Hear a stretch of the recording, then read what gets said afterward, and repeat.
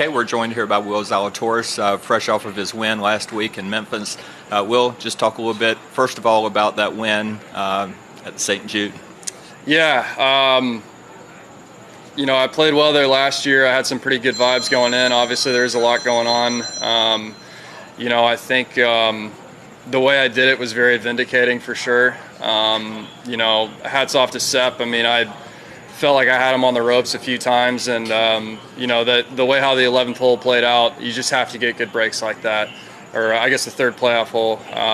If I had known that my ball was basically unplayable, I would have had to go and hit first and apply the pressure to him, and I ended up, thinking I might have a chance to play it, and the crowd's reaction made it look like the ball had hopped off the rocks and was just barely in the rough and had a good kind of an easy up and down, and it kind of forced his hand to go at it. And my ball could have easily just done what his did, and his ball could have easily done what mine did. And winning requires a little luck every now and again, and very fortunate obviously to get my first win. Curious of some of the texts that you may have received from people about that shot that you were thinking about hitting. Anything interesting? Yeah, I mean, everyone has kind of the resounding texts that I got were basically everyone was screaming at the TV not to hit that shot. And it's tough because you're 20 feet from the hole, and all I've got to do is move it a foot forward, and I basically will win the golf tournament unless I do something silly. And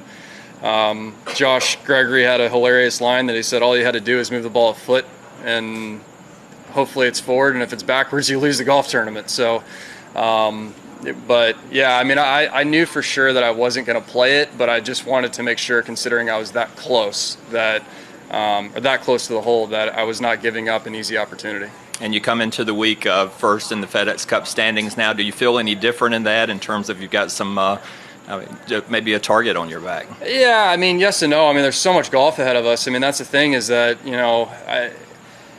of course, I would love to obviously hold my position going into next week and hold a 2-shot lead, but we've got the best players in the world here. Just because I won last week doesn't mean that makes this any easier. So I've got to go back out and do it again.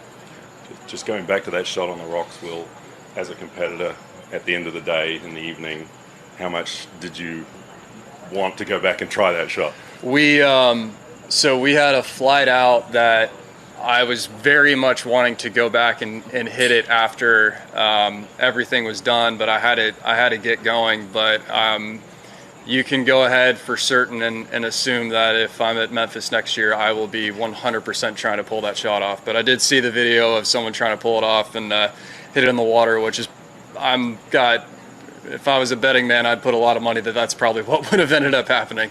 Right.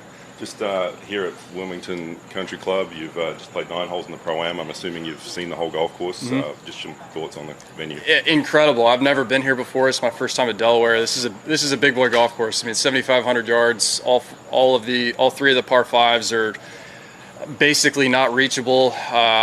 Huge sloping greens. If I were to design a golf course, this is probably how I would design it for me. So I'm very excited. Obviously, my first time around this place, but the other part too is what an incredible build out on the last 5-6 holes. This is going to be a really fun experience coming down the stretch. Obviously, just going back to last week, Joel Stock, first week on the bag. Can you just talk about, if you could, the benefits that he brought to you to help you get that victory? Yeah, I mean, it's amazing how well we gelled. I've joked with him that he can only go downhill from here. The part that he did such a great job of, especially on Sunday, is just keeping me in the moment. He just telling me to focus on my breathing, and then at times when things got a little tense, he'd pull out some of his classic dad jokes to kind of make me laugh. And so he did just an amazing job, especially considering that Monday was our first day together, and so hats off to him going down the stretch and being able to be in the moment and just tell me, hey, this is the club, commit to this shot. Considering that we've only been together for that short amount of time, was incredible. And so, I can't obviously thank him enough. And he's been exceptionally involved, and he's picked everyone who's around me's brains about my game to try to make it better. And honestly, even though we won our first week, we're still adjusting. There's still things that we need to do just a little bit better here and there, and that's the beauty of this game. And once you have a victory, it's pretty hectic the few days after that. What's that been like for you, given that it was your birthday yesterday? Happy birthday, congratulations. Thanks. All of that piled on top of that. What's the last few days been like for you? It's been a little busy. Obviously, if you've seen the news, it's been we've had a busy couple days. But yeah, no, it's the support has been unreal. The support I got in Memphis as well was incredibly special. I'm not a Memphis kid, but I sure felt like it on the weekend. And